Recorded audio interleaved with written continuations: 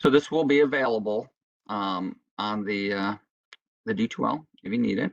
And I'm going to share my screen right here, and I'm going to pull this up and move some things around. I got a lot of windows open. We got a lot of stuff going on. Okay.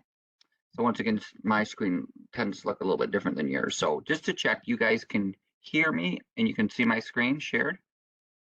Yep. Excellent. Okay. And as we get going here, just chime in, ask some questions. That's what I'm here for.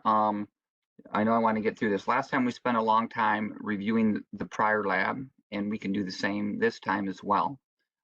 It's up to you guys. We're going to wander a little bit. I was just thinking, in my 260 class, it is pretty structured, so if you come through the 260 class and you learn everything you did, which you guys did, it really builds upon itself. And this class is the same. It's just that there's a lot going on. So a lot of the solutions that you guys come up with for me, they might be different from person to person. Whereas in 260, it's not that way as much. And I'm okay with that as long as you're learning and, getting the hang of how this works. So as we take a look at the welcome, once again, I get the attendance from D2L, so I know you're here. You're getting your papers passed back regularly and graded. And I've collected the homework. So I was doing grading. I hadn't had that many homework assignments here, but hopefully I haven't checked. So maybe there was a few more coming in. And then I got just a couple of people here who are going to give me what they have of lab 3 next time I see them. I ran some people in the lab and they turned in their lab 3 to me earlier this week, So my question here is, how's life?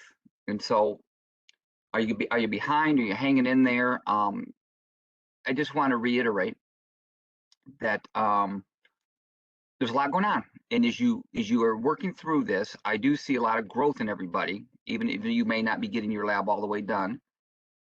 What I like is that when I'm going through the lab and I'm talking about the lab and I'm showing you stuff, there's comprehension going on, and that's what we're here to learn. So I do think that there's a lot of learning going on. You might be frustrated at times, and we'll talk about it.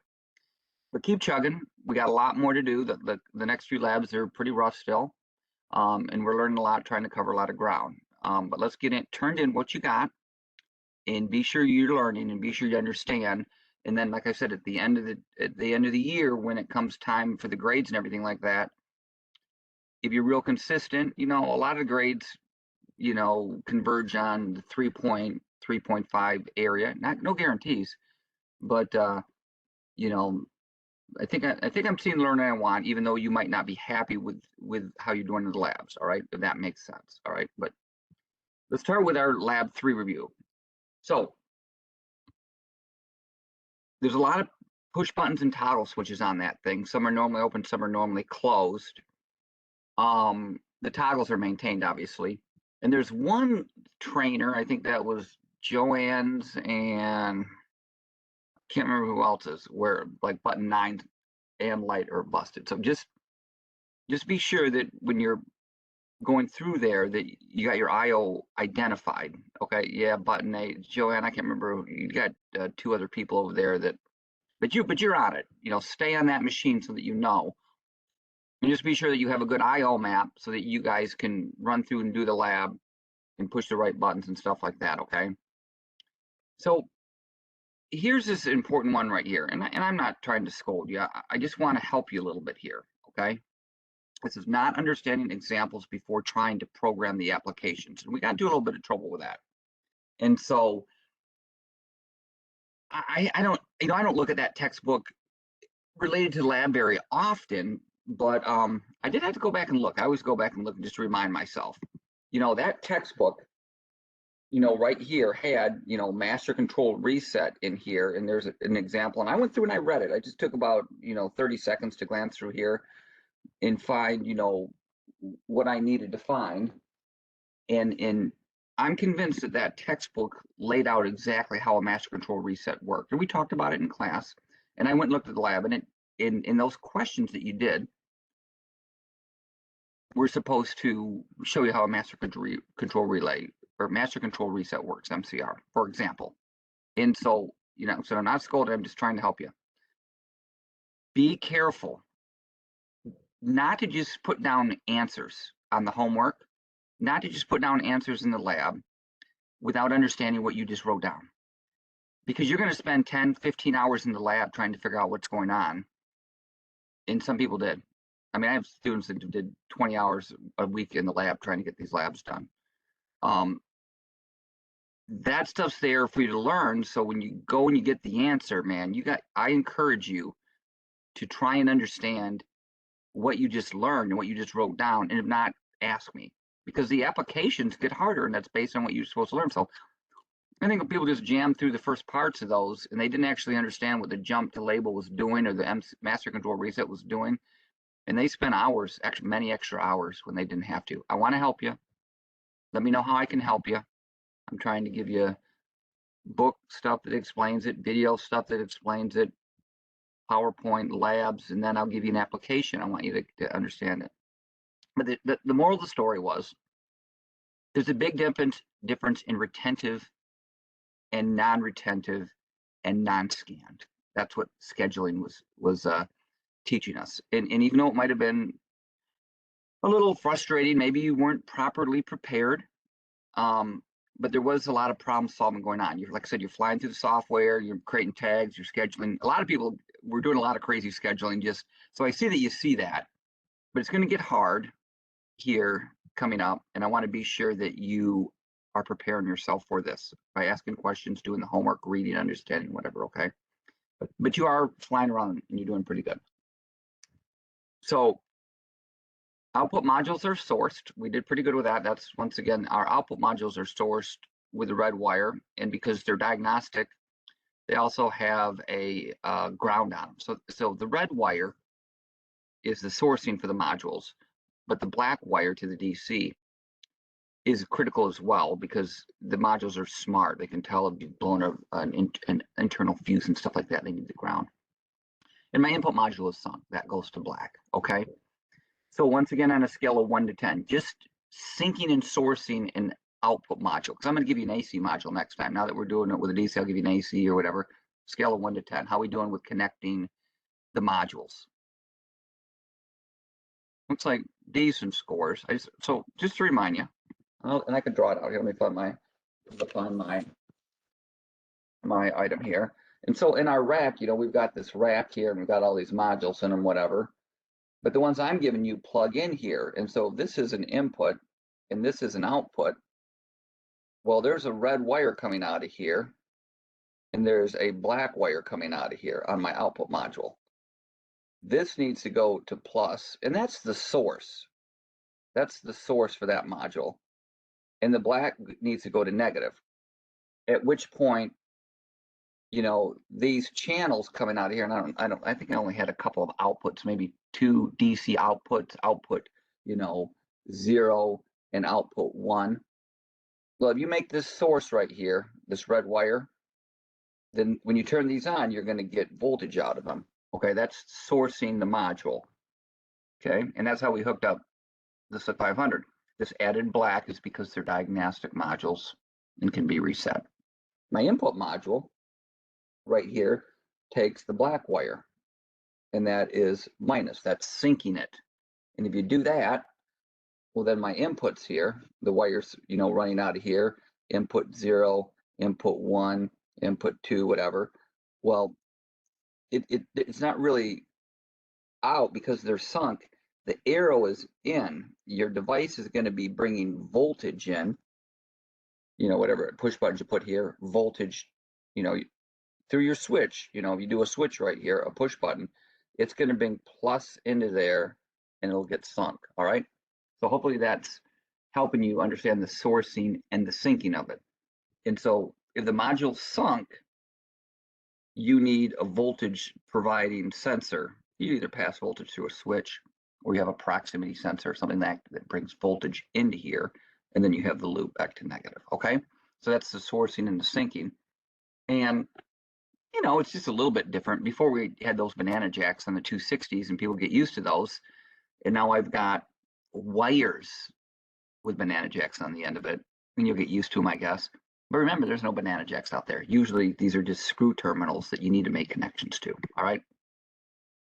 says you need to know how to read a wiring diagram. So, people are like, hey, Sean, I got a question on my hooking up my safety relay. And I'll say, let me see your wiring diagram. Man, I'm gonna hurt you all day, all day, every day when you say you hook something up, and I'm gonna say, let me see your wiring diagram. And you say I don't have one. I'm not gonna help you. You need to have a wiring diagram so that I can see what you're trying to hook up. That's the way I think, and that's the way you think, and that's the way you want to think out in the field.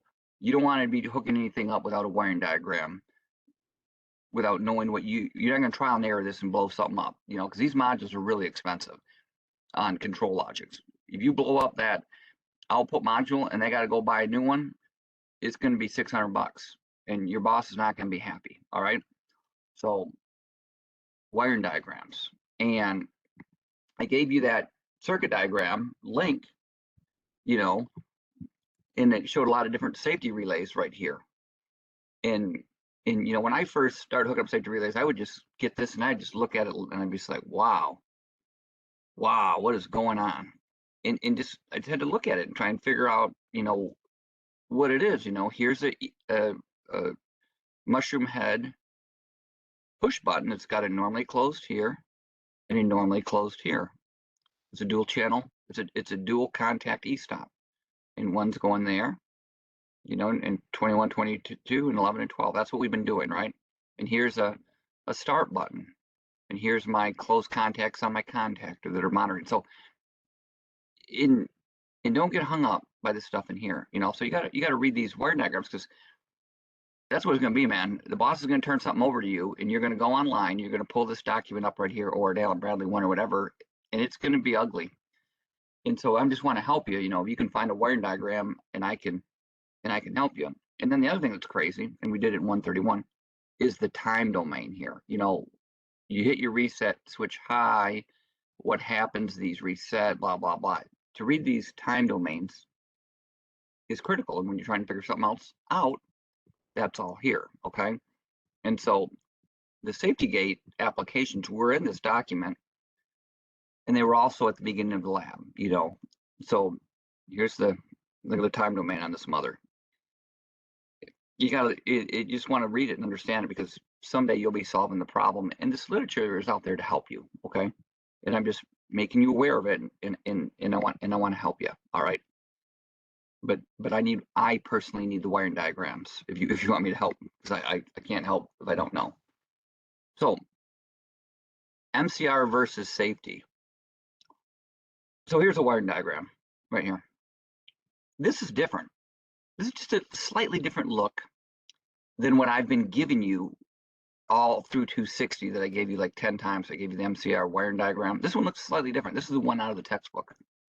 And the big difference here, the input module is horizontal and the output module is horizontal, versus the other ones I've been giving you. They have the input module is vertical over here, and the output module is vertical over here.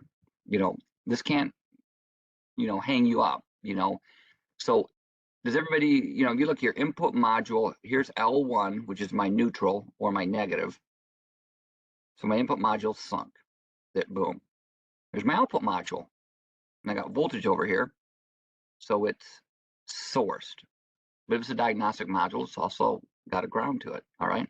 But it's sourced. Here's my field devices going back to neutral. Here's my input field devices going back to hot, all right?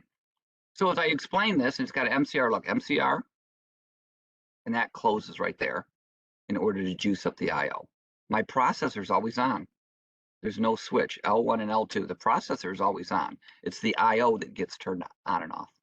If you look at this diagram right here, it's a little bit slightly different. Scale of 1 to 10, how do you feel about it? Does it make pretty good sense? Okay. So I mean, does anybody want to chime in about what doesn't make sense here? In a minute, I'll keep going. But anybody have anything that doesn't seem like it's right here? I mean, you hit your start button, you get your MCR to come on. That's my control up here, and then this closes, and then my IO is good. But if you're not sure on this, I really want you to understand this on a 10, because we've been doing this the entire year so far. And it's important to understand how the input modules get, voltage in commons, and how the output modules get voltage in common in your field devices. So this is all hardwired equipment. Correct. This is my input module, right? So I need my field devices to get wired into that input module. Right. Yes. Here's my output module. I need my field devices to get wired into my output module. So and then run one is all hardwired to the emergency switches is one. This is all hardwired. Absolutely. This is the hardwiring that you would do. And once you have this done, well, ladder logic, you can, do whatever you want with it. Parallel, series parallels, it just wants the signals and it wants to make the output. This is no ladder logic. So yeah, that's a good question. All right. Anything else on that? Is the L2, is it automatically grounded? So this is showing as 120. This is a 120 circuit.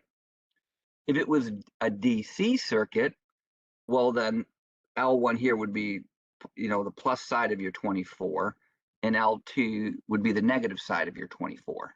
So whether this is a 120 circuit AC or 24 volt DC, that's what L1 and L2 are your potential. Does that make sense? Yeah. Yes. Sorry, my mic dropped out. Yeah. Does that make sense? This could be, this said 24 VDC up here, then it would be it'd be a 24 volt circuit instead of a 120 volt circuit. Yeah, it makes sense. Okay. And on the trainers, what I was having you hook up was 24 volts DC. We got the 24 volts DC. The 260 trainers, the old ones that we had, those were 120 volt trainers. So they just had a different voltage for running all this. Okay. But this contact has to close right here. And so a safety relay could be used to, you could close a safety relay here to run voltage to your input and output modules. Okay. And we'll be drawing a diagram about that in a minute. Okay. So, maybe we can take a look at this right now. Okay. How the safety relay would be used in your IO. All right. So if I were to come here again, I'm going to kind of look at this right here, but I'm going to draw it, once again, a little bit different. I'm just going to space it out. I'm going to space out my output module here and my input module here. Okay. So when you use the safety relay, what you're really trying to do is you're trying to get these contacts to close here. 13, 14, 23, 24, 33, 34. Some safety relays have tons of contacts on them, 20 contacts on them, okay? And they're labeled. You're just trying to get these contacts to close right here, 13 and 14, for example. And that's what all the external wiring goes. But the main goal is just to get these to close or these to open. All right, it's just like it's like a relay. So some contacts close, some contacts open.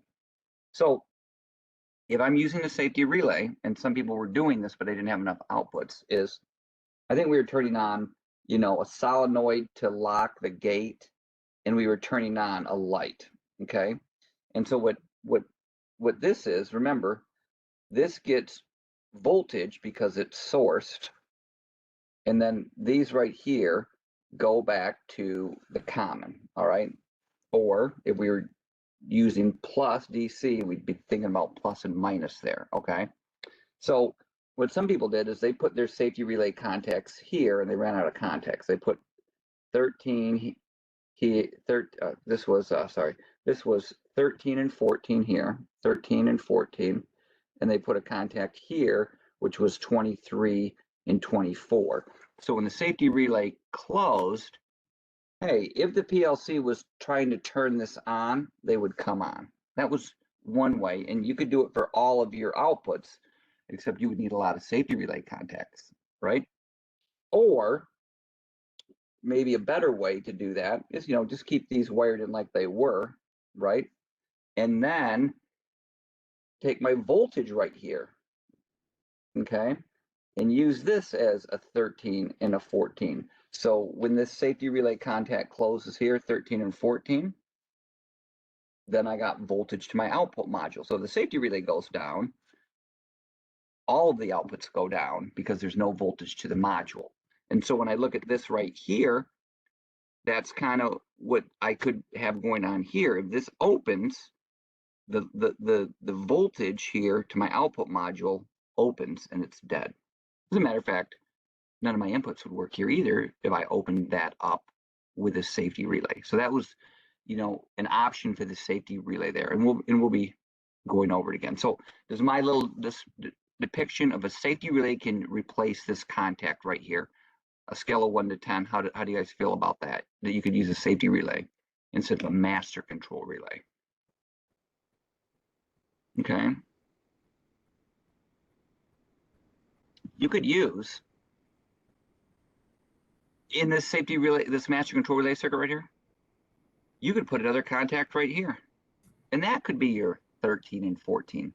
So the safety relay would have to be reset in order for the master control relay to work in order to shut. That would work too, because if the safety relay went down, the master control relay is going down, and this is opening up. You know, there's a few different options there. All right, we had a master control relay instruction. It's like adding a bit to start each rung, a little bit like that. So we did a state manager once upon a time where we had stop and it was wired closed, so it was true, and then we had start, and then we had bit or master bit, and then we had memory. Okay, and then we started each rung with a little bit of a state manager, and we just put bit in front of each rung like this. So none of the rungs are going to work unless you had the system bit on, and then all of a sudden any logic to the right of that would work. So maybe a master control relay, you think, is a little bit like that, okay? That it really wants, you know, everything to be turned on. The issue is that retentive outputs stay on. That was the main thing that you were supposed to learn about the master control relay. It's hard to troubleshoot because if you have multiple MCRs, you can't, people do that. They'll have multiple MCRs in the program, and you can't tell that this one goes with the second one. The third one goes with the fourth one. The fifth one goes with the sixth one. You might confuse them a little bit. But this was the lab example. And what it did, when this light here got latched on, it treated it like that latching relay from 131. That, you know, once you push that coil in, that thing stays on. You can take it home with you. You can take it on vacation with you. You can do whatever. That thing is mechanically locked on. You have to hook it back in the system, and you have to actually then hit the unlock mechanism in order to unlock it with voltage, that is. So the master control relay, what it did is when we disabled it, these lights went off, but this one stayed on. Okay, that was the thing. We did get these lights to go off. Okay, and then when we turned it back on, this would drop out, and then this toggle would just automatically turn on. So it is like we just completely killed electricity to here, but that latch stayed on because that's the way the latching really works. And then you had to use it in an example, right? Jump to label. When true, deactivates your logic because it jumps over your logic. And so the outputs from that, you were supposed to learn, the outputs stay in the last state. My question is, how often do you want your outputs to stay in the last state? Because when you re-engage the jump or turn it off, the outputs come back on. You might want that, but they're retentive. So in the lab example right here, and you fill out the questions, people were getting the questions right, that these lights were on, latched or unlatched, and I jumped. But then when I turned the jump off, boom, all the lights came right back on. They were all retentive when you were jumping in here, okay? And so once again, then after that, you had a little activity you had to do for me, but I'm not scolding. You did this activity here, you answered the questions correctly, but then you weren't able to apply it to the application because you weren't thinking, or you were just writing down the answer. Like you were circling on, off, on, off, without thinking about the way that it was working. You got to do that. Okay. But that was for the jump label. All right. So backing up just a little bit. Here we go. MCR. Never use this. Never use the MCR. I show you how to do it, and it's in textbooks and everything like that. But I've been asking controls engineers for 20 years. Have you used the MCR ever? And they're like, no, I never do. You know, there's different, better ways of scheduling. And it's confusing once again. This is the first MCR, that's the second, so that's my fence. If you got a third and a fourth, that's the fence. Fifth and a sixth, that's the fence. You gotta not confuse your fences. And when this is true green, that's green. Like, it's really hard to figure out. A jump label, I don't use a jump label that much either. I use a JSR if I want to jump into logic or jump out of logic. If you want conditional scheduling, maybe this isn't bad. If you want conditional, a toggle causes something to occur. This isn't bad. A jump label, maybe. Okay. A jump to subroutine, you were doing your JSRs. That's kind of where a lot of scheduling goes on.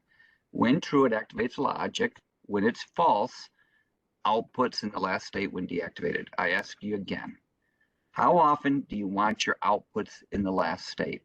Because if you jump out of the sub and then you jump back in, boom, the outputs come right back on. All right.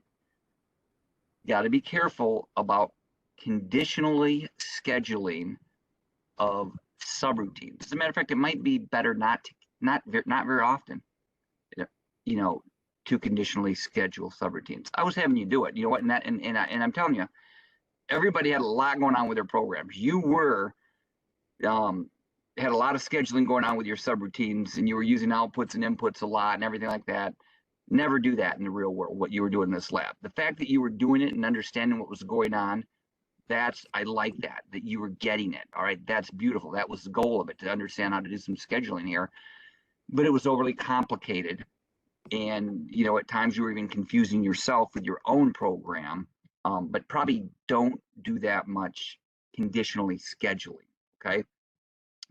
If you want to do some conditional scheduling, maybe the jump label is a better way to do it, all right?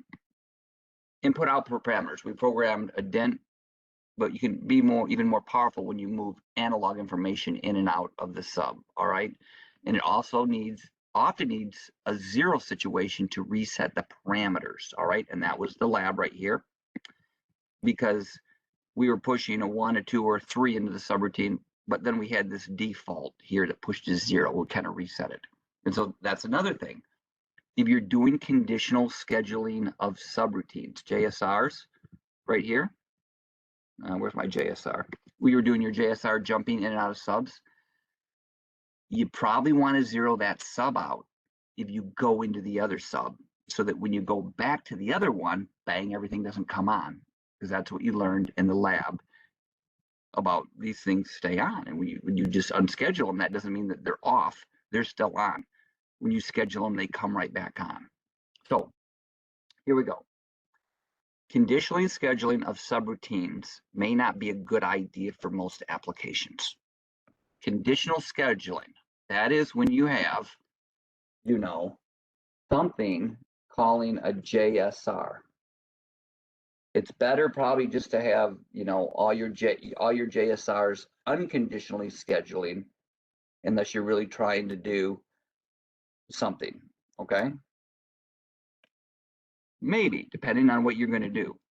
But conditional may not be a good idea for most applications. On a scale of 1 to 10, do you understand that statement right there? Conditional scheduling might not be good. Okay. And So, go ahead. so unconditional, that would be like a bit calling on the JSR instead of a hard input. Is that what you mean? If you went, hang on, let me get this paper. If you went and I looked at my main program right here, it would just say JSR. And this JSR might be called a robot. I don't know. And inside of here, you'd think there'd be some stuff that runs a robot. And this might be JSR, and it might be stamp. And this might be JSR safety. I don't know, there might be safety stuff like this, all right? There's no contact over here. They're automatically called. It automatically runs the ladder logic here, then it runs the ladder logic here, then it runs the ladder logic here. When you conditionally schedule it, that's what I've got showing here. I've got a switch that calls this subroutine, and I've got a switch that calls this one and this one. This is conditionally scheduling. This is maybe for my application here that I'm showing you, this is great, but it might not be what you want to do. You won't be doing as much conditionally scheduling as you will unconditional scheduling. There's a lot of other ways to jump around your program, you know, the master control resets, jump labels, JSRs, things like that. All right, is that kind of making sense? Are you seeing it a little bit? Yeah, it makes more sense. Okay. So, in the reason is the retentive nature of jumping in and out of subroutines or jumping labels and stuff like that. It can be a little bit confusing to say, hey, man, that thing came right back on.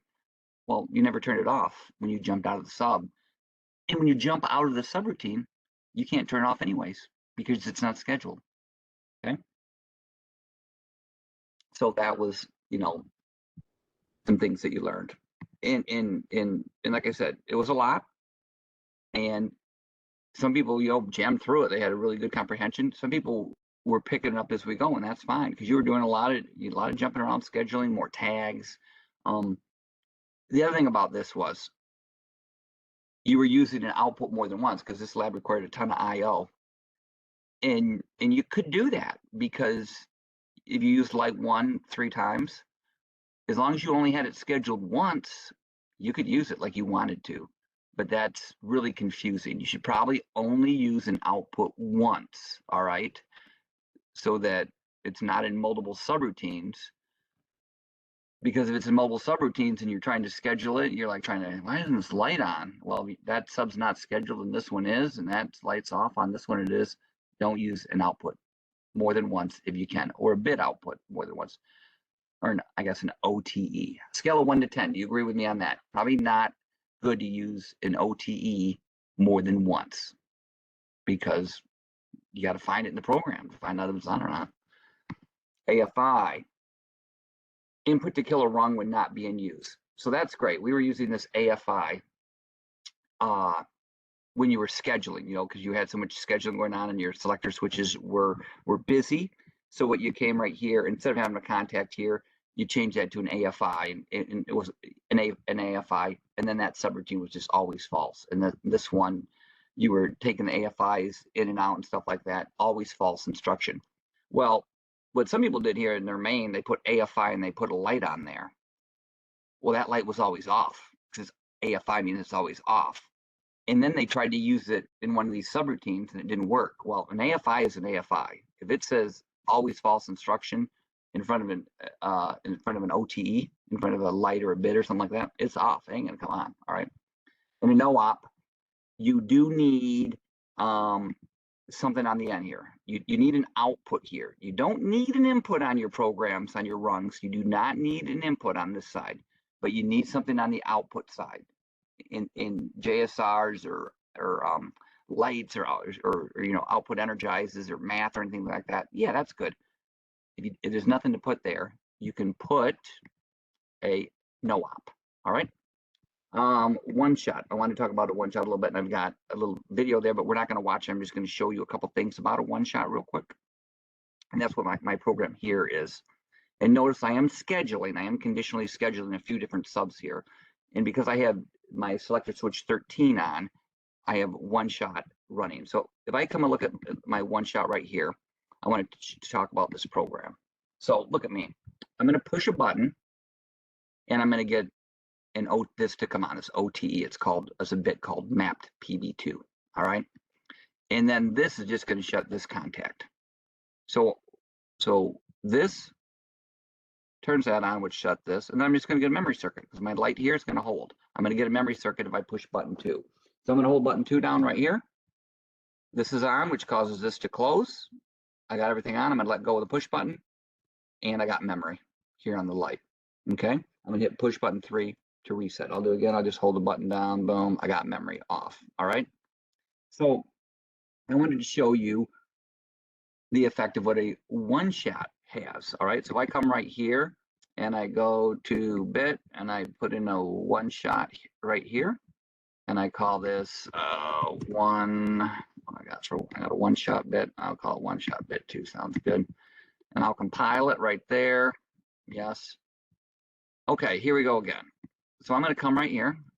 And so once again, I'm going to push this button. And what the one shot does is it only allows logic to pass through it to this side for one scan. That's it. All right. So if I push the button 2 again, watch this. I'm pushing the button. No, I got memory again. But look, I'm pushing this button and this mapped PB is not on. But it must have came on because I have memory here. All right, I'll do it again. Let me push 3 and turn it off. I'm going to push the button real quick. Notice that this map PB, you won't see it come on. You did not see this come on, but it must have because I've got memory there. Why didn't you see it? Because it only came on for one scan, which in this case is really, really fast. All right. So on a scale of 1 to 10, do you see that this one shot is allowing this mapped PB to come on for one scan and shut this and give me memory, but I can't see it? All right. You guys see that scale of 1 to 10? That would be what might be useful for a one shot if you want something to scan one time. I'm gonna go back to my main routine here and I'm gonna unschedule 13 and I'm gonna do my one shot rising. Okay. So this is now I've conditionally scheduled one shot rising. This is a little bit different look, kind of looks the same. I got a push button and a one shot rising takes my storage bit one shot rising. It's examining if it has risen, meaning is the run come true? That's the rise. There's one shot falling too if the run goes false. But this is checking to see if the run goes true or not. Okay. So when I push this button right here, you know, I get something's happening with the one shot rising bit. What is happening with the one shot rising bit when I push this button right here? Well, I'm going to go to my parameters and local tags, and I'm going to go to look at, here's my one shot rising bit right here. All right, I'm going to get ready to push this button. I've pushed the button. And all it's saying is that, and I let go of the button, it goes off. When I push this button, it just says that that rung has come true, and it's sensed that it has risen or it has come true, okay? But notice my one shot bit does not get a value in it. Well, it does. It just gets a 1, but only for one scan, all right? And then it goes back, then it's going to go back to 0, okay? So that's the way that this is working. Once again, very similar. You get it for one scan. And so what is happening here? I'm getting a flip-flop on my light. I push the button, my light comes on. I'm going to push it again, the light goes off. I'm pushing it, the light comes on. I push it, the light goes off. So what is happening? Well, notice the light is programmed closed open and the bit's programmed open closed. So this can't be on when this is on and this can't be off when this is on, or whatever. You know, you can't have both of these true at the same time. And so when I push this one shot rising bit, this comes true for one scan, this starts true, and the light comes on, and I'm going to push it. Ready? Watch this. You will not see this change state right here. You will not see it. But it must have, because the light came on. So this must have come true. Now, when I push this again, what's going to happen is it's going to open this up, and it's going to go, it's not going to be green anymore, but you won't see it because it's only for one scan.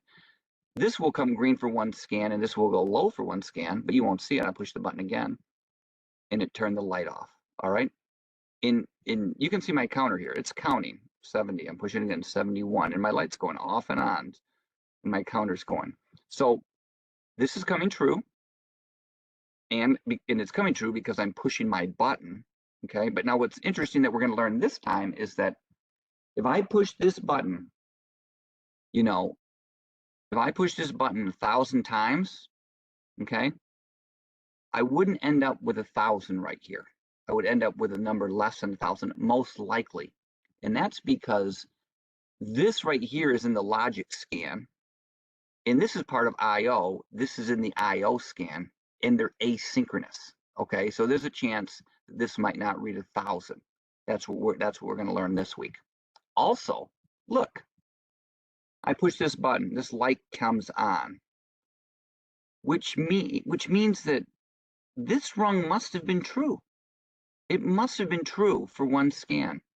And so I put a retentive timer here that when this rung was true, I want it to run. So it's not true. There, it must have went true because this turned on. But look, I can't get my timer to accumulate because the scan is so darn fast. This only, this reads as 0.001 timer. Now, if I put in a bunch of other stuff over here, a bunch of subs, a bunch of math and everything like that, maybe I could slow my scan down. But as it is right now, just pushing this one shot, it's so quick that I cannot get my retentive timer to actually advance. All right. So that is some one shot rising stuff. All right. Hopefully that helps you out a little bit. All right. Lots of different ways to do the safety gate switch. All right. The operation, there was a big explanation at the beginning of the lab that explained how the safety gate switch worked at the beginning of the lab.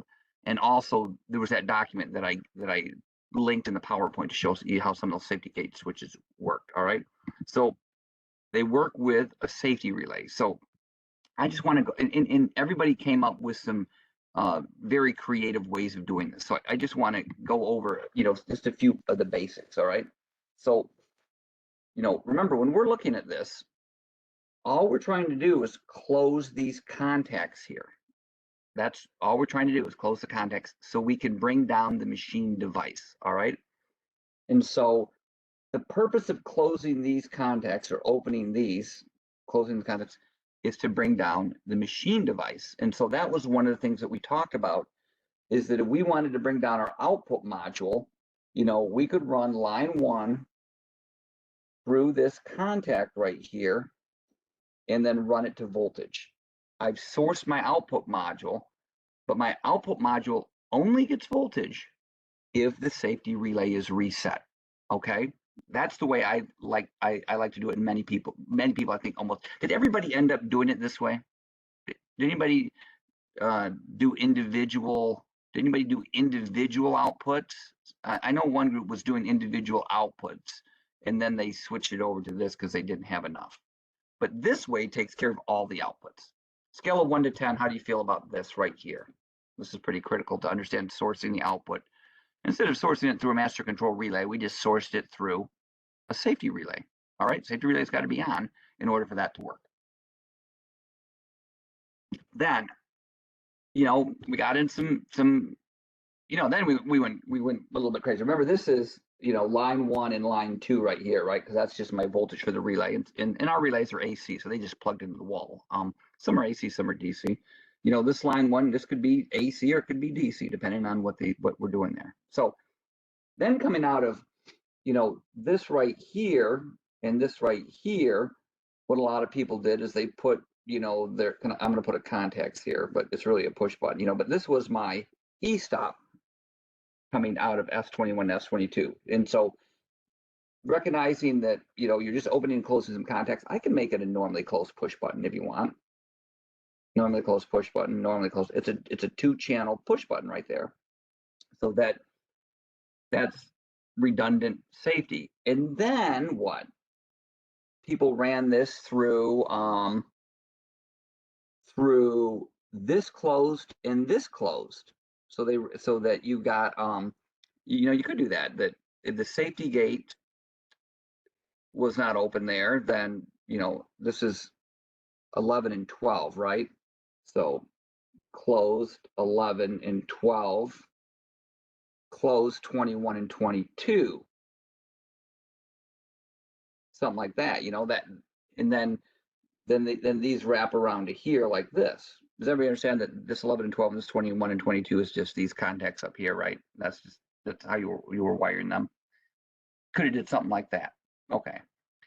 Other people said, okay, I want the gate closed. So here's 11 and 12 right here for the gate closed. And let me see, what else did they do? maybe, you know, some people had a separate toggle for locking the gate and going into auto, but, you know, maybe some people said, all right, this 21 and 22 right here is if the gate's locked. So for what they had to do is they had to shut the gate and they had to lock the gate in order to reset the safety relay. You know, that would work. You know, that's, you know, as long as you were showing me that you were thinking about how this worked, that could work.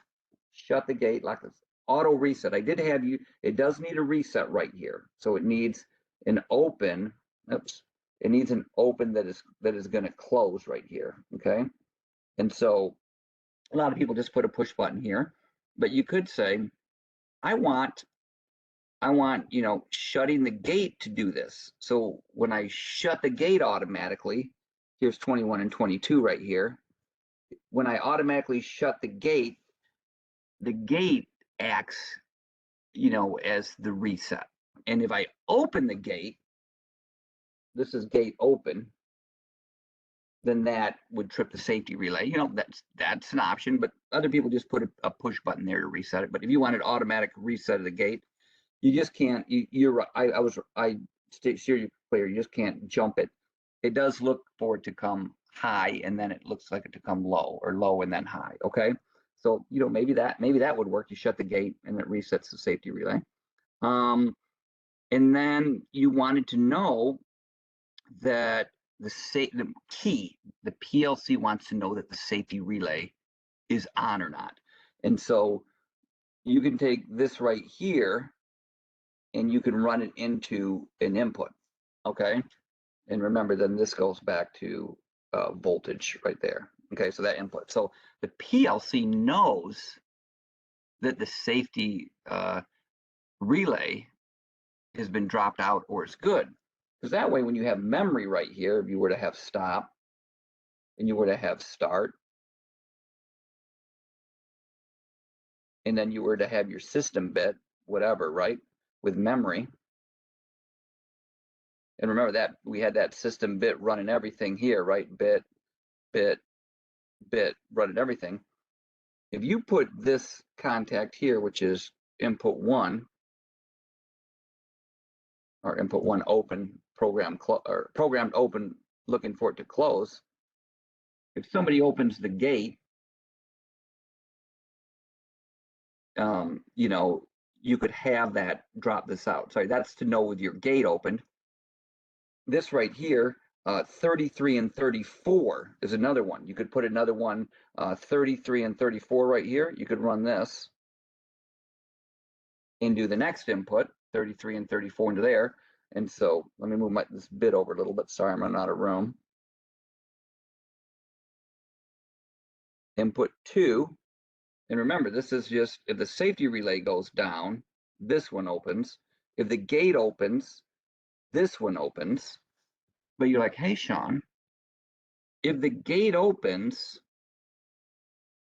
the safety relay opens. So that would open anyway. Isn't that redundant? Oh, yeah, it is. That's what safety relays are. They're redundant. One of these bits is opening for the gate, and one of these is opening for the safety relay. Gate, safety relay, even though this opens the safety relay as well. So there's almost no way that this could possibly go bad. If you want to shut this baby down, you can. Okay. How does this explanation feel about, you know, some options of wiring here? What do you think, scale of 1 to 10, to have the safety relay switch through and be read by the input, and have the this read through there, right? And you know what some other people did? I mean, there's all kinds of stuff going on, as long as you knew what you were doing, what you're trying to do. Some people took the gate lock. Here's my gate lock right here. And they ran this to an input so that the PLC would know if this was locked. And you should. The PLC, hey, if somebody unlocks this, guess what? Crap, put another input right here, I3, and that's my lock. So that if somebody unlocked the gate, then the auto mode goes down because you can't do it. But everything's monitoring itself This has got safety contacts that are wired through this, but really, because all of this kind of gets wired into here through these two channels, I would say the critical one is this one, 33, because this monitors the safety relay into the input. And if that safety relay goes down, then it's all going down because my voltage gets opened. All right. So there's just a lot of different ways to kind of do this. All right. And like I said, I didn't have all these wired up, so I was taking creativity. It was fine. I loved it. Everybody's like, "Can I do this?" Yeah, sure. And then I would come up and try and trick you up a little bit on your solution. Be like, "Oh, let me think about that." You had a holding circuit here, and you needed 1 or 2 or 3 of these ways here to break your holding circuit so it wouldn't go into auto. That's what I was looking for. All right. So do you remember the scale of 1 to 10? That's what you did to kill auto, right? You had some contacts here. Scale of 1 to 10. You had some safety relay contacts or safety gate relays or some locking gate relays or a combination of those to stop the memory. All right. Yeah. All right. Part E, lots of variations. So in your packet, did I put some literature? Anybody got their packet about about how I did it or not? I don't know if I included this in this week 4. Anybody got a packet? Yes, no? It would look like this, I think. I had this. Yeah, okay. So you can look at this, and I'm going to go through it fast. I'm not going to, kill a dead horse or anything like this, but here's my main program, and I was using my selector switches to toggle my solution for this gate circuit. All right, just like you guys were doing. And once again, this is a bad idea. I would not do conditional scheduling of my subroutines using outputs more than once, but I was just showing you. All right, here's my MCR option. You don't need to fully grasp it, but here's what I got. I'll do it real quick. I got a blinking light, and I've got a bit here. This is like the toggle switch from 131. If it's true, well, then it blinks in auto. And if it's open, I get jog. So it's either like this is like the run jog circuit. So I'm trying to just get this auto memory to shut to see if that light blinks or not. And so what I did with an MCR. If I turn the MCR on or off, here's my fence. Look at, I get auto memory on I get this auto memory bit, and then this blinking circuit either is run or it's in jog because this opens up or not. This bit is contained in my fence. Roughly, real quickly, do you see it or not? And you're not. I want you to just take a look at it. My memory for the blinking light is in the fenced MCR. Scale of 1 to 10, how do you feel about it? Too much? I'm just having fun with these, by the way. I was just like, hey, I wonder if I can do this safety gate thing with some of these commands. But notice one of the things. Sorry, here's my MCR fence right here. Notice in order to get my auto right here, I need the gate toggle, I need the gate locked, I need the gate key in, I need the auto manual toggle. So I do need, safety relays and everything reset in order to get my auto going. All right. Here's my jump to label. What did I do here? I got a blinking light. So I got one bit that I got to hold the button to get this blinking light on. And then, excuse me, this bit. And this bit has got memory on it. So where am I getting my 2 bits? I'm either doing this one or this one. Well, once again, you can take a look at it. I've got a jump label. Here's a jump label. So if this jump label is working right here, there's a memory circuit in it. Or here's a jump label right here. Here's a jump label right here. Or this one, there's no memory. There's no holding circuit. So I got this toggle data 14 here, and I've got data 14 here. One's open, one's false. One's programmed open, one's closed. So I'm either doing this jump label and it happens to have memory in it, or I'm doing this jump label and there's no memory in it. So I'm either returning this bit from the first jump label or I'm returning this bit from the other jump label. And if I happen to be in the memory one with the memory circuit, gate locked, key locked, toggle switches, blah, blah, blah, everything is in there. So that's just having fun using two jump labels, either doing this one or this one. Jump sub. All right, there's conditional scheduling. I got a toggle, 14. I'm either calling the auto sub or the manual sub. The auto sub has got a bit. The manual subs got a bit because I only wanted to use the light once, and I put that in the main. So what's my auto look like? If for some reason I run that sub, here's my holding circuit right here. There's my memory. If I run the manual, it's a straight shot to the light. There's no memory. So I either just call this one that's got memory and all the gate locks and key locks and everything like that, or I do this, or I do call this one. It's just a straight shot. So there you go. And remember, it ensures that auto sub will go off when toggled back. So I had to put in something in here because if I toggled between the two of these, when I went back into auto, it's retentive. So it would just automatically, if I went from manual to auto, it would just automatically start back up. So that was jump subroutine, just having fun. Subroutine parameters. Each return parameter of light bit. Yeah, you could have used parameters. You did subroutines with patterns where you push something in and you pull something out. So everybody basically just pushed in a value for their timers. You know, you hold a button down for 1 second or you hold a button down for 2 seconds, I think it was. So most people did pretty good with that subroutine parameters. What would have been more impressive is if you would have returned the light bit and used that for the timer timing in the main. But, you know, everybody did their timers in the subs. And I'm okay with it. All right.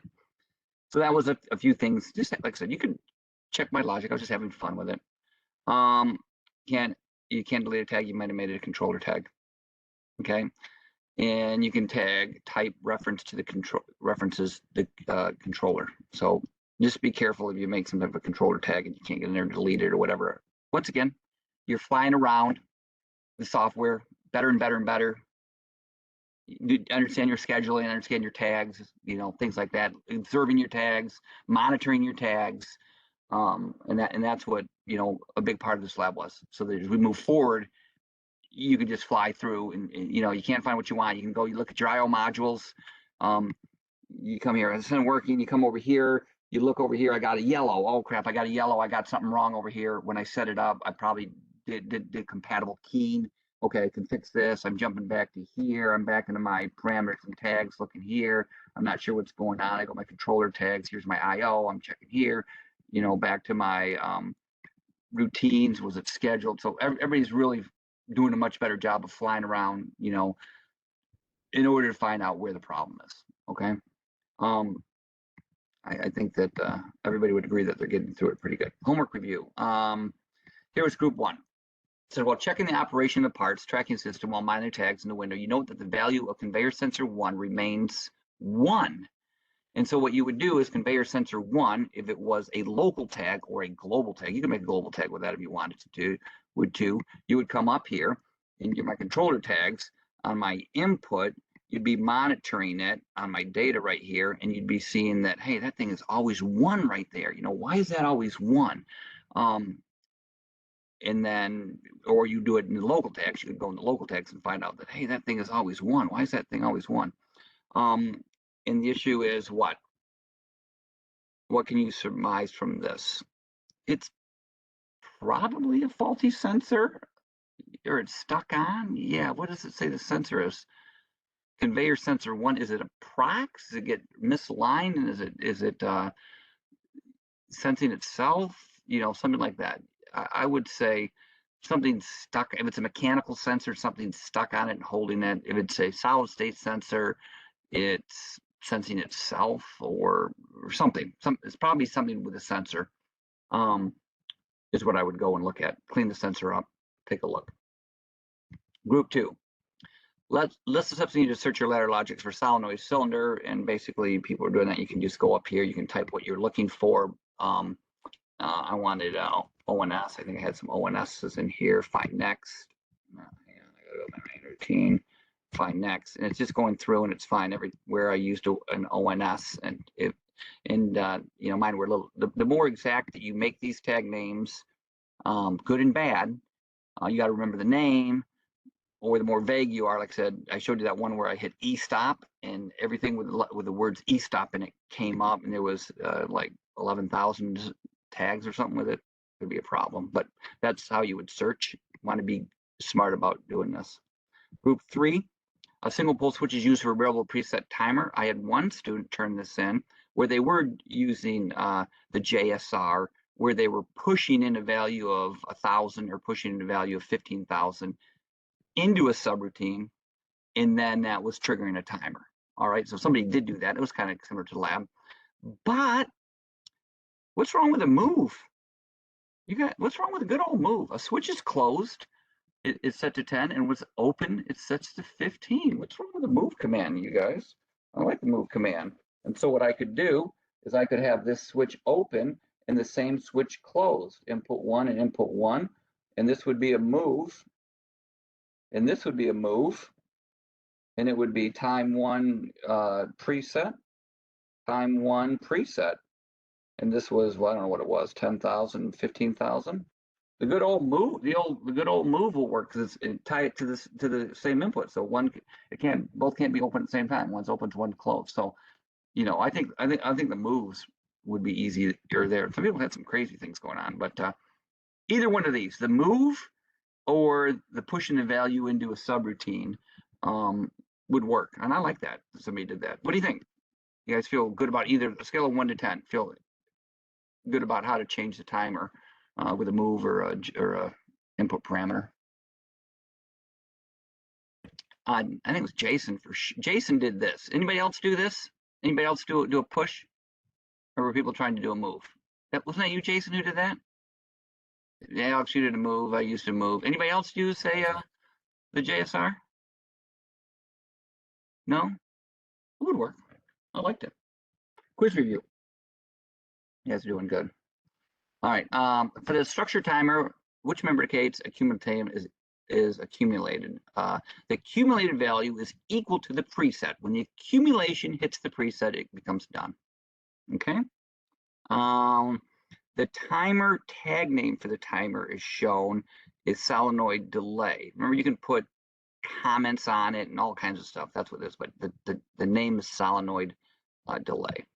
Which instruction can best be used to turn on output coil on or off after the run has been true for a desired time? Be an on delay timer, so a TON. An RTO, retentive on delay timer, retains its accumulated value. If the run goes false, true. The processor is placed, true. Program processor is template, true. It retains it. As a matter of fact, if you look at my program right here, I got 80 on here when I was counting my one shots. I was doing that upstairs. I had this set up for this lab. I unplugged the controller. I walked down, reconfigured IO, plugged it and everything like that.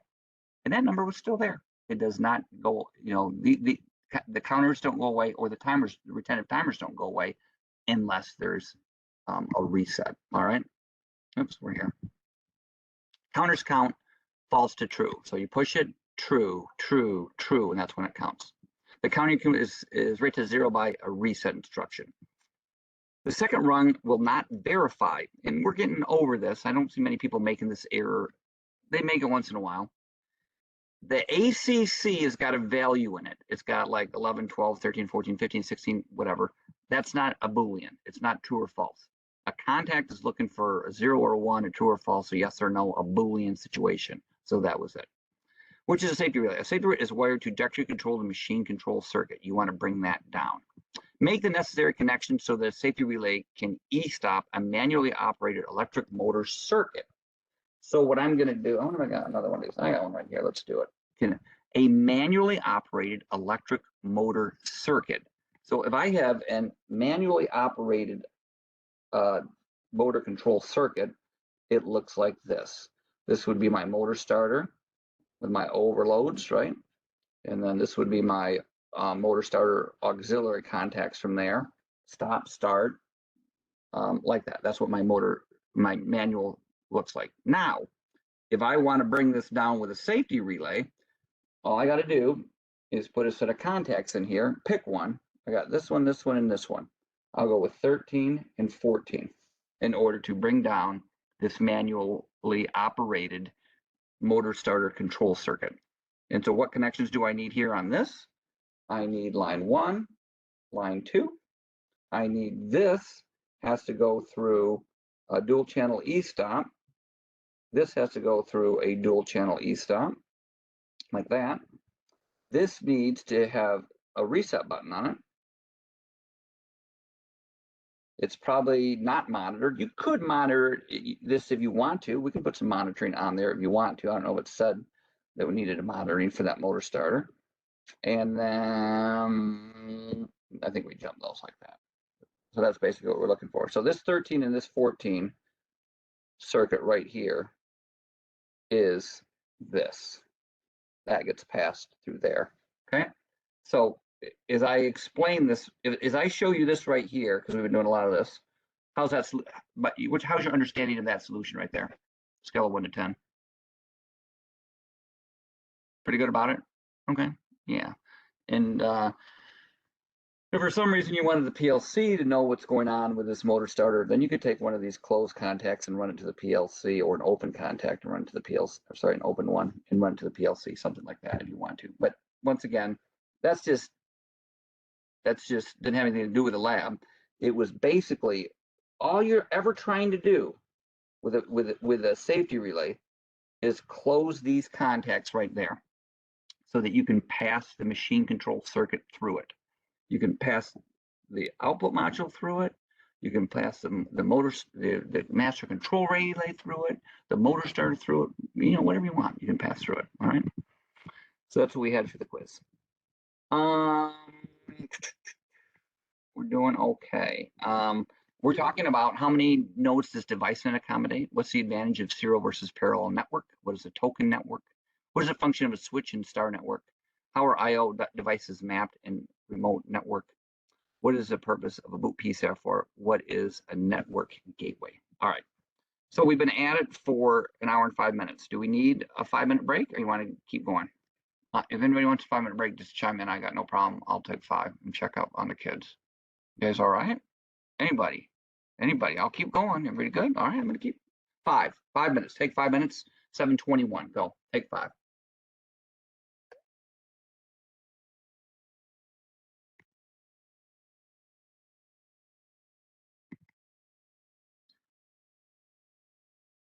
Don't do it. Oh, it opened. Wow.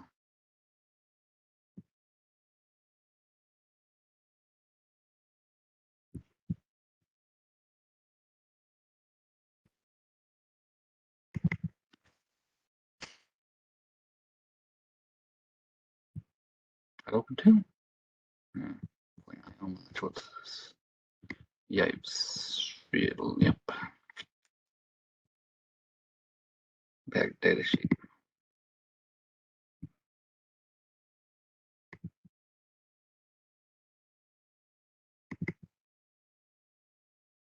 Mm.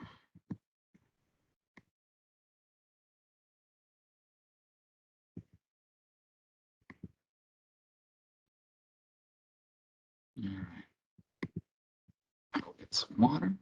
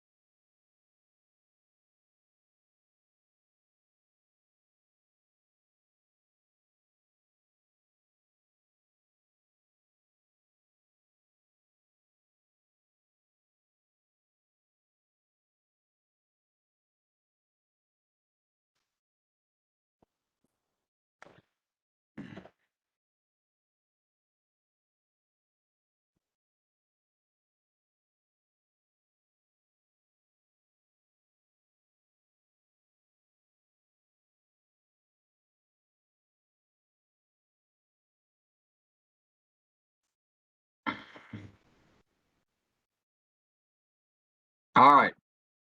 That was a quick break, I know, but I want to get you guys through this. You know, you got a life, I understand. All right, here we go. We're talking about remote IO. So the first thing that we're going to talk about with remote IO is input mapping. So take a look at this program right here. I got push button 5, open, turn on light 1, push button 5, close, turning on light 2, light 2. So my question is, can both lights be on at the same time? What do you guys think, just by looking at this? How do you feel about it? I get a lot of no's. Absolutely, right? You're thinking absolutely no. Well, the issue is, yes, they can both be on at the same time, okay? And that's what happens when you have asynchronous scanning, okay? And you'll get your head around, you know, your head will get around it when we start doing the lab, because I'm gonna prove it to you. And so what you're looking at is ladder logic, okay? So ladder logic is fictional, and that fictional solutions and everything like that is being performed in the processor, okay? And that's part of what's called the ladder scan, all right? But this fictional scan is hooked up to inputs and outputs, okay? Which are real things. This local 1, 0, data 0 is a real light. There's supposed to be a real light there. And the IO scan that we think a little more real than the fictional ladder scan, it's a separate scan, okay? And so your processor is scanning the IO and it's updating, excuse me, it's scanning the ladder at one rate and it's updating the IO at a different rate. And if for some reason the scan of the ladder stops and resets right in the middle here of when the IO scan is completing its scan, well then both lights will turn on at the same time, which will kick your butt on application. Because if these things are coming on and there's supposed to be some type of interlock between them or something, you know, you'll burn stuff up. You're like, man, why is all these? You know, it's crazy. It's crazy some of the stuff that I've seen or heard about in the past where they had two outputs coming on, but they were interlocked. They shouldn't have been able to come on. All right. So, in order to prove that, one of the things you're going to have to do is you're going to have to understand the binary summary, and we'll be doing binary later. But the binary is a 15-bit word here. You know, this is the 1s, the 2s, the 4s, the 8s, the 16s, all the way up here to, you know, this bit is 32,767. So if I had a 1 right here, okay, my number would, if I had 0, 1, 1, 0, 0, 0, 0, my decimal number would be 1,000 or 16,384. That's what that 1 means. Oh, sorry, I got a 1 here. So it'd be 16,385 because I got a 1. If I added all these numbers together right here, by the way, I had 1s in all of these, my number would be 37,767. All right. This bit right here is used for a sign bit, plus or minus. That's why we're getting minus 32,767 to 30,767 for a 16-bit word. All right. Let's look at this one right here. This one's got a 2. It's got a 1 here where the 2 is. So and then all zeros. So the decimal number here is 2. If this had a 1 here, I'd have a 1 and a 2. That'd be a 3. This one right here, look at this. I got a 1, 0, 1, 1. Think about it. What's my decimal number right here for this, everybody? 11. I got 11. I got 8 plus 2 plus 1. I got 11. So that's 11. Okay. So you're understanding the concept there. You're going to need to do that, and we will get way into that later on. But there's where we're at with this. We're going to talk about data communications, and I'll go through this pretty quick and stop at some of the really relevant stuff, but I just want to tell you what's out there. So basically, there's 2 different types. We're talking about point-to-point, and that's when we hooked up our computer to the old processor, the SLC 500, or we hooked, you know, we hooked directly in there, and we did it with a COM port. We did it with the UIC or DF1 cable. That's point-to-point.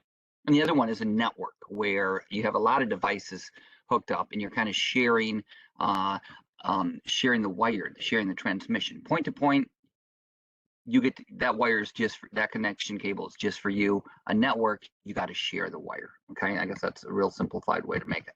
So the wire that you're sharing is, you could be sharing coax, you could be sharing twisted pair. That's like, you think about that as Ethernet with RJ45 on that.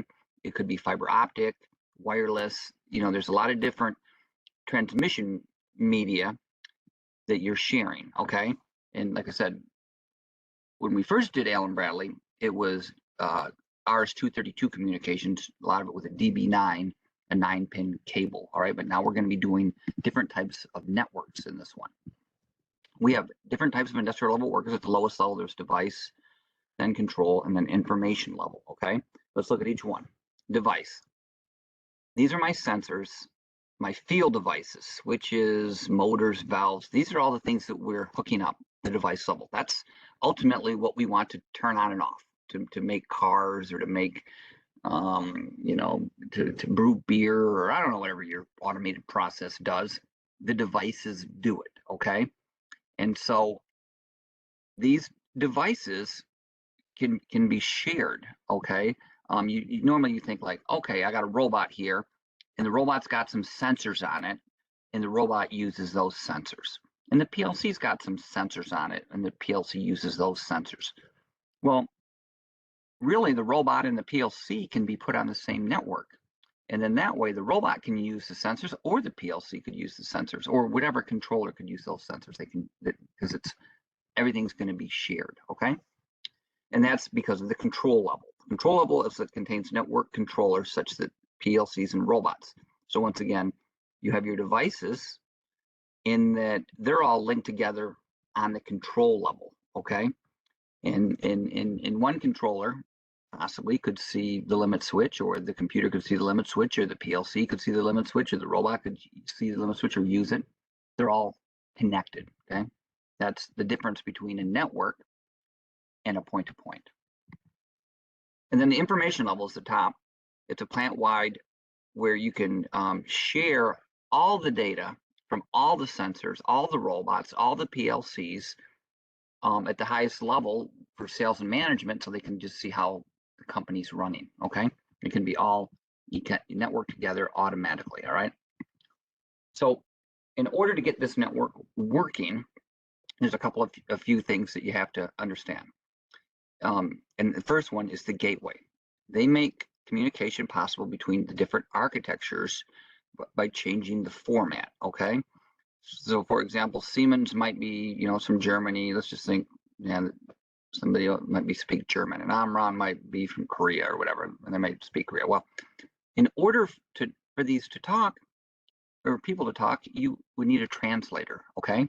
And that is what your gateway or your bus does. It takes, Allen Bradley, Modbus, whatever, and it has to be all. You need a translator so that all this equipment can, and all these different architectures can talk together. And then you have my bus network here, and they share data. All right. So a lot of times when I think about a bus, I think about a translator. When you got in automation, you're going to deal with a lot of buses, because you're going to buy equipment from all different types of manufacturers, because that is what you need to accomplish your task.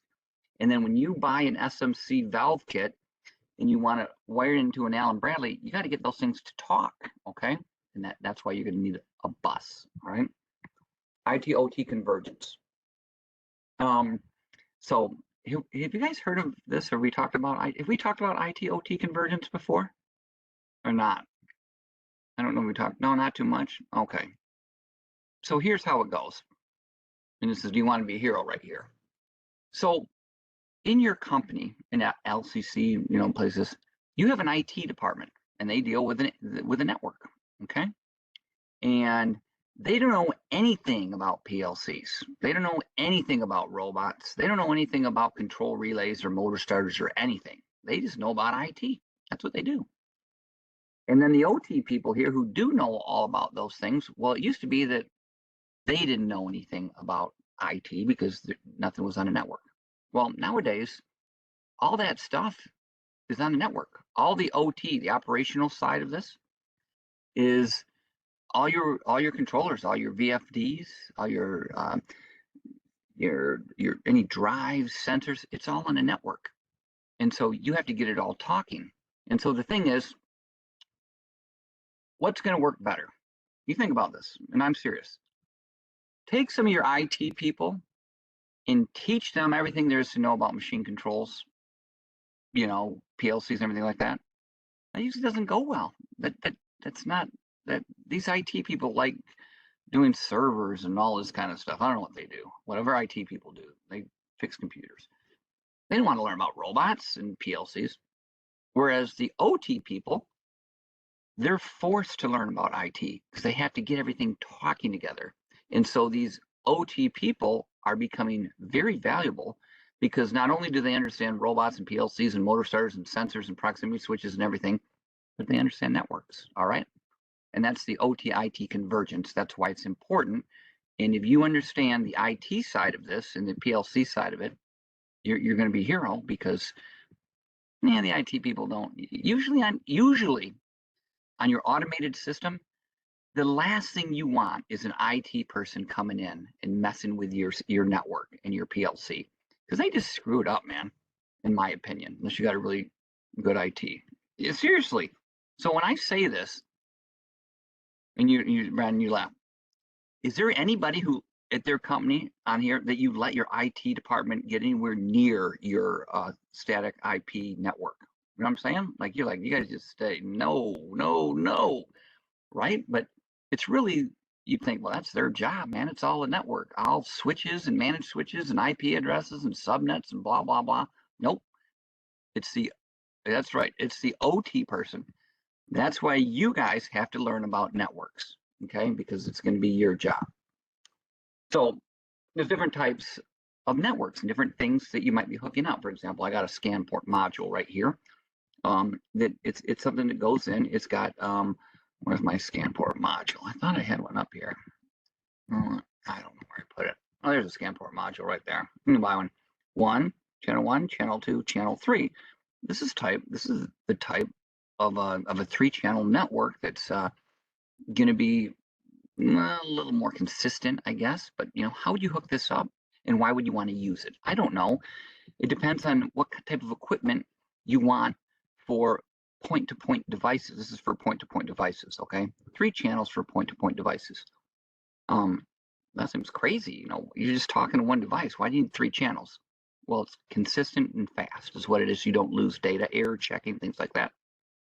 But we're not using point-to-point. If you do, scan port module you might want. We're using network.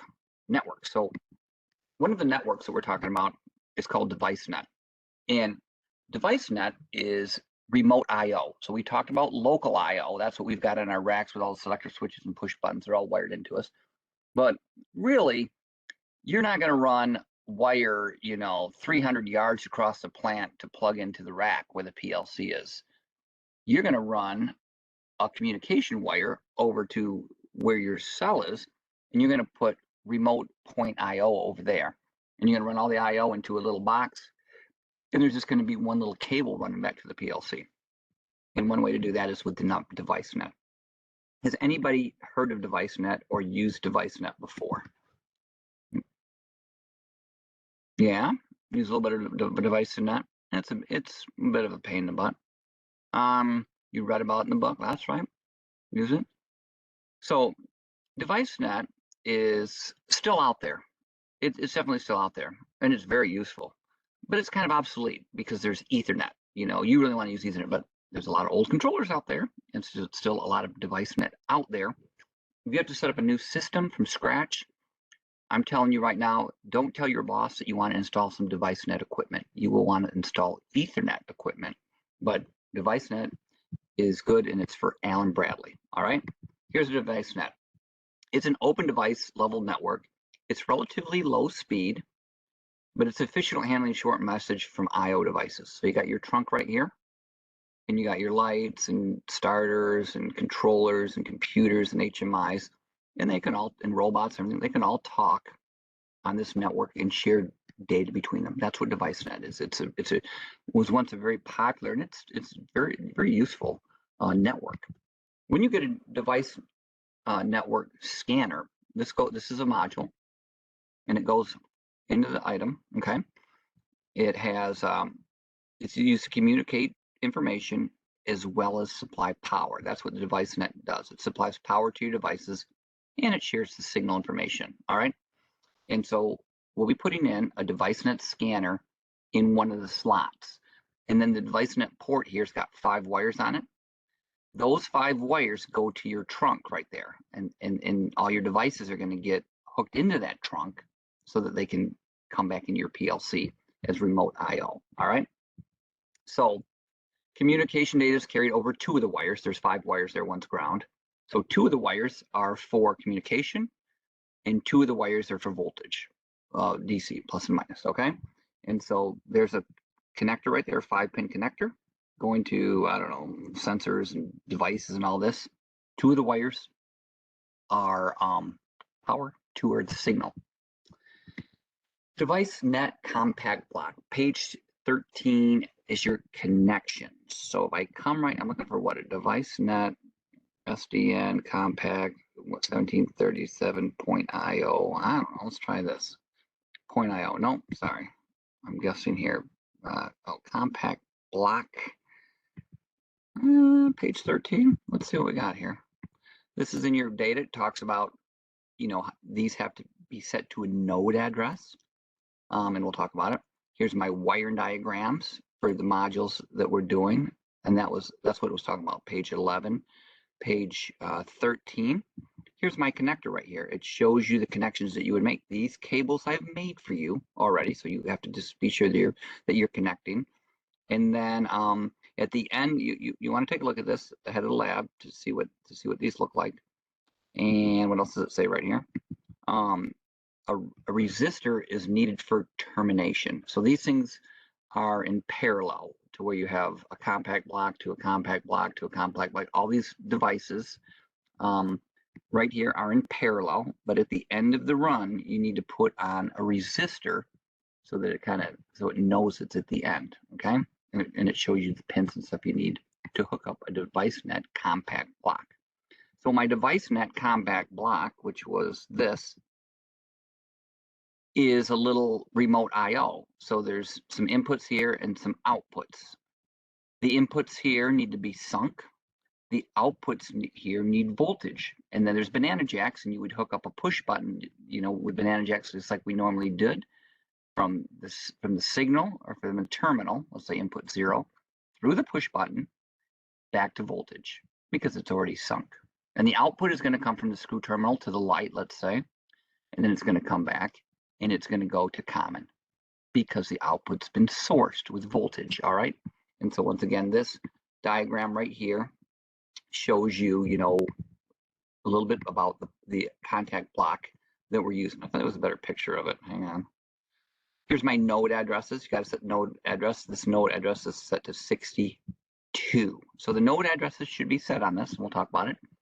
And when you run RS networks, it should launch. Okay. I don't know that I have RS networks on here. Now I have RS networks for device net. Let me just launch it and see what comes up. I got a lot of stuff open right here. This is what you'll be using for this. It says for device net right here. There's RS networks for control net, all kinds of things. My computer's got a bunch of stuff open, so it's definitely getting tired. Come on, go. Give it a second. I'll keep going. My network nodes. So here's my network nodes. As signals travel along the cable, because all these are in parallel, they degrade, okay, and become distorted. So you might need a repeater every once in a while, and that is a booster. It's like a water pump. If you had to pump water like a mile, after a while the pressure might drop, so you might need another pump to then push it the next mile and another pump to push it the next mile. So that's on my network nodes. We won't have that problem because we don't have that many devices. My compact node address, I just showed you how you'll be setting, is from 0 to 63. So you got 64, because 0 counts as 1,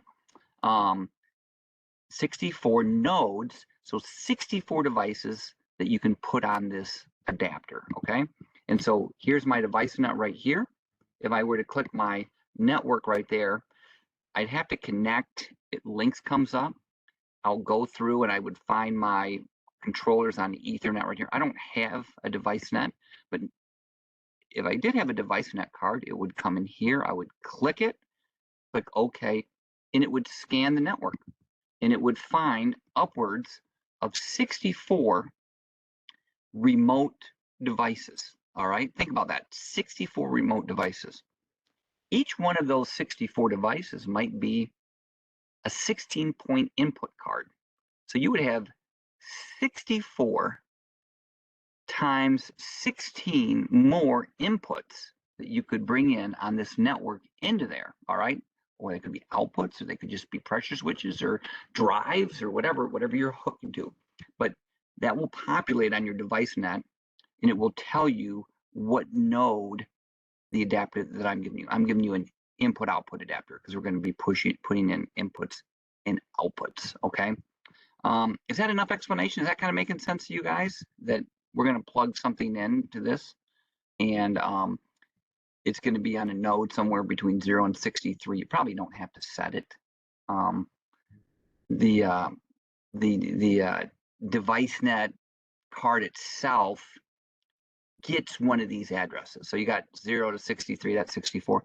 You really only get 63 because the card takes one of the addresses, all right? But your IO block will device net? No, we'll be using a bridge for the Ethernet that we'll be doing as well, and I will show you that. All right. Device net info, it obtains info from the field device. It reads the inputs, writes the outputs, downloads configurations, monitors operational status. So that's everything that the device net will be coming up. But unfortunately, the device net needs to be set up separately from, you know, the rest of it. So it is a bit of a pain. All right, that's Alan Bradley for you. Mode installation rack. We got a SLC 500 in CLX scanner. Page 42. Oh, it looks like the scanner. I'm saying the scanner is set up to node 0. So I got a scanner here. Here's a device net scanner module, and I'm going to see if they got a picture of it. So there I'm showing. I just showed you that this is what it would look like if it was finding devices on here. It looks, you know, here's the pressure switch. I know it's very hard to see, but it's showing that it's finding some devices here, okay? And so this is what the scanner looks like, and it plugs in. It shows me my wiring. I got 2 wires for signal, 2 wires for power. And basically it just plugs into your controller. There's the item there. Like I said, this shows you how to go through and set up your device net configuration. Oh, here it's showing it. Here's my scanner module is at 00. That's into the PLC. And it looks like I've got a strobe light here and some other interface and a push button station, whatever. Those are my devices, and they're on nodes 7, 9, and 62 out of 63 different nodes. All right. It depends on what you set them to. Okay.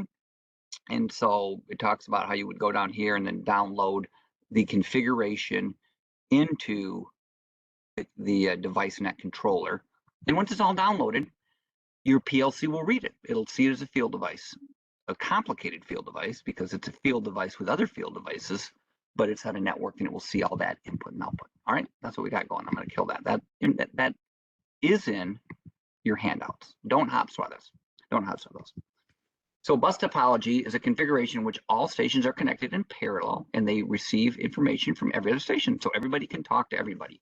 So, you know, I said I got my main trunk line here on that device net. I got 64 different stations. They can all share data up and down that line. All right. Page 52 shows the RS network topology. Okay. And so that's once again page 52. What is this one here? 1734 wiring, 17. These are my point IO. Okay, so this just goes over that once again, that topology. I showed you how it would pop up with different modules, whether it was module 00, 01, 02, 03, all the way up to 63. It's going to show you something similar to this with the numbers on it. All right. So how do they talk? A bus topology, you need some method to control the information coming down that wire because there's only 2 wires, okay? And only one node can talk at a time. And what this is called, it uses a token passing network, where a node can transmit data on the network only when it has possession of the token. So node 1, which let's say, like I said, maybe it's got 16 inputs on it. It'll read all the inputs in, and it will pass the information to the controller. And then it will pass the token to the next one. And then maybe this has got some outputs and inputs, and it will read into the controller, and then it will pass it to the node. Because there's only 2 wires. These all can't talk at once. These take turns sending the information back and forth on the 2 wires, okay? So that is called a token passing network, and that's what DeviceNet is, all right? A peer-to-peer network is a distributed means of control. It uses token passing media across the board. Each device has the ability to request use of and then take control of the network for the purpose of transmitting and requesting information. So there's my data highway. So this one's a little bit different. It's still token passing, but you can request the token. All right. And once you got the token, you can use the trunk right here to pass the data. And then you're going to give the token to the next person who requested the token. All right. There's different types of these things. Here's a control net network. It's an open high-speed network that is highly deterministic, repeatable.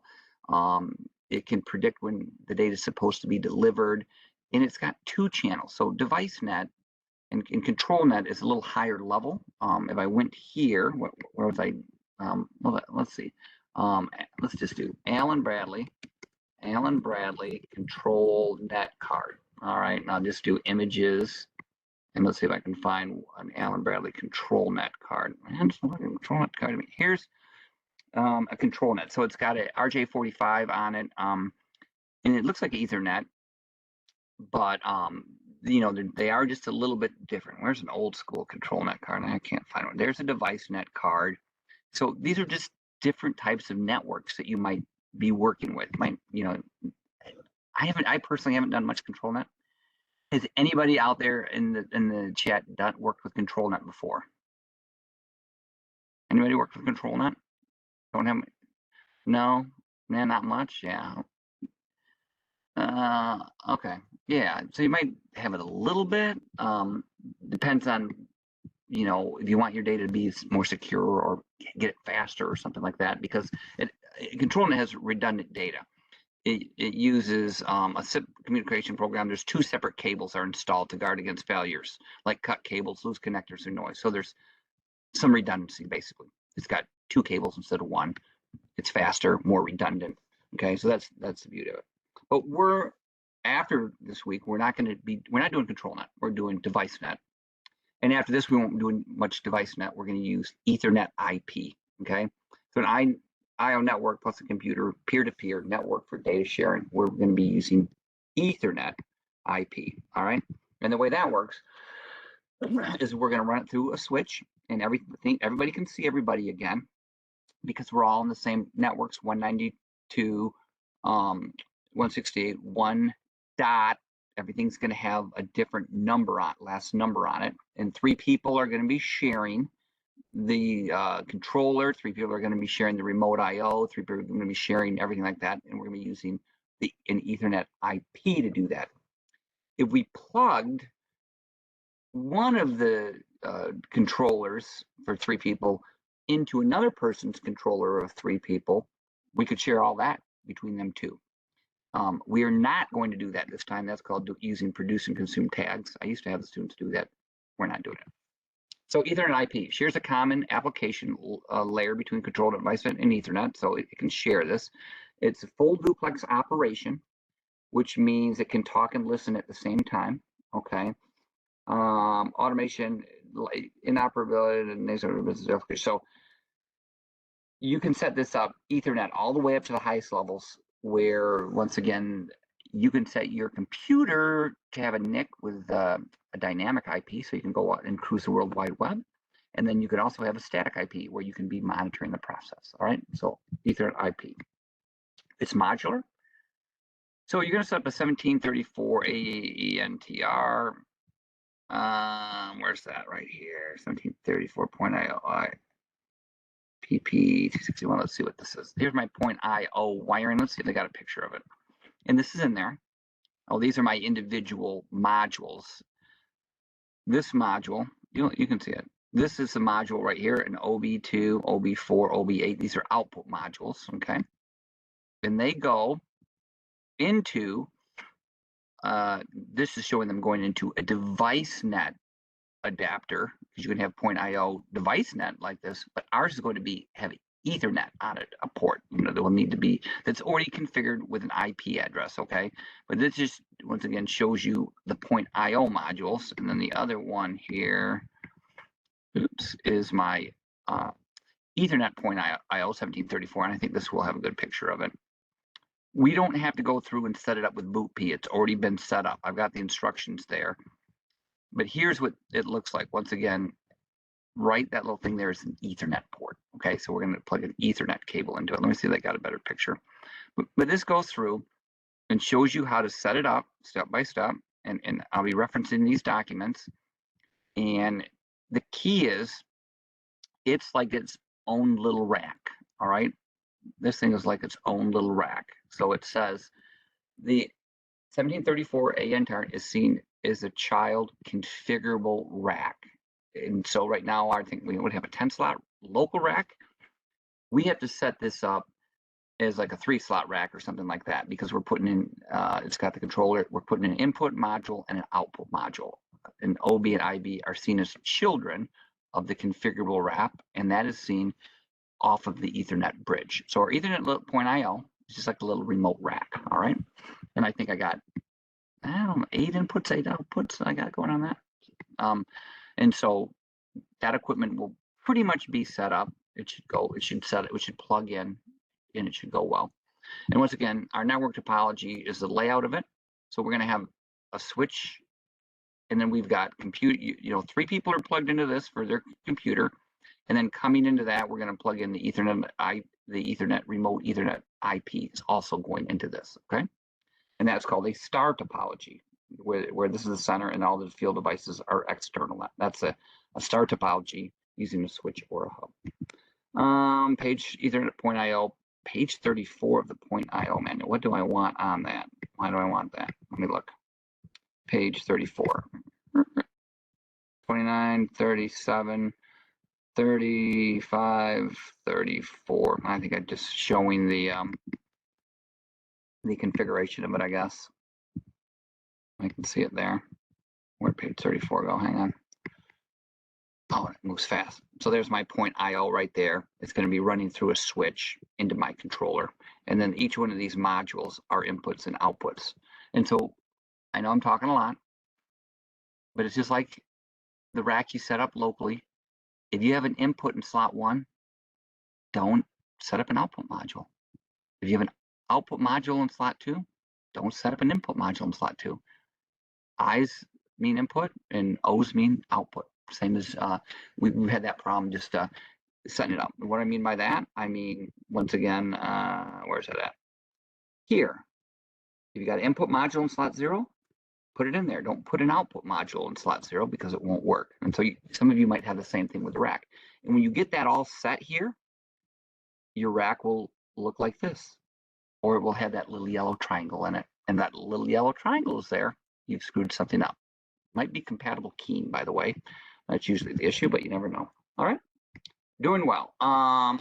Local network is a system that interconnects data communications components, and that's what we're going to set here. We're going to have a local area network, and we're going to have all our devices outside of it. Ethernet is collision detected. Okay, if a collision is detected, each node that had sent out a message will wait a random amount of time and resend the data. So nodes listens for activity on the network and transmit only if there's no other message on the net activity. So that uses a collision detection instead of a token sharing network. That's a big thing about an Ethernet network, okay? Let me see what else I got. Units are out of the box. We're not gonna have to use boot P. I've set these up already for you, so you don't have to do that. Don't break the toggle wheels. I think they're set up with IP addresses. Don't break them, I'll show you. We're not talking about Modbus. Modbus was an early communication open standard that led to industry standard. Once again, that's just a translator so that you can talk between different pieces of equipment. Modbus was a big one, all right? And you might still see some Modbus out there. You might see some field bus out there, you know, and you're like, I'm going over all these things, control nets and device nets and field bus.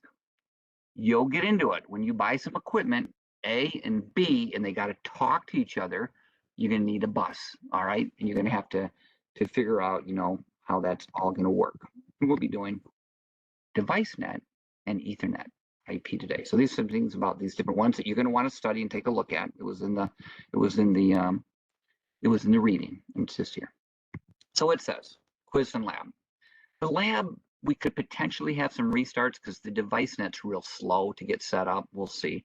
The device net on a SLC 500, oh my gosh, I used to have the students do a device net on SLC 500s, and I almost got killed. You know, the students, it was so frustratingly slow. But the device net on the control logics does work much faster. Ethernet IP, produce and consume data. We're not doing this. That one's a good one too. We do that in PLC 3 now. We're not doing this. We're not doing the SLC 500 device net. So I've dumbed it down a little bit, but I'm going to warn you, it's a lot. I would take a look at the documents ahead of time, especially at the end when you have device net and Ethernet IP devices kind of talking to the controller at once. It's pretty cool when it finally does all work. All right. So that was a lot, I know. You have a quiz that should be open, and I can stop sharing. I can stop sharing my screen, and you can either stick around and ask me some questions, or you can take your quiz. I think you might have to take a picture and send me something at the end. That's all I got for you. Thank you. I'll see you guys soon.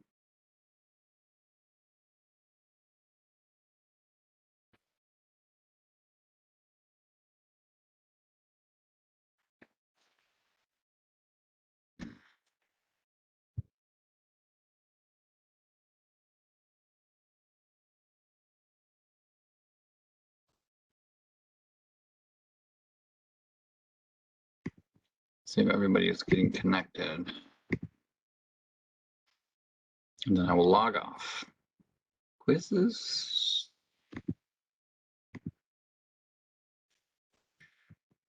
They are on. All right. All right. Anything for you guys? All right. That's it.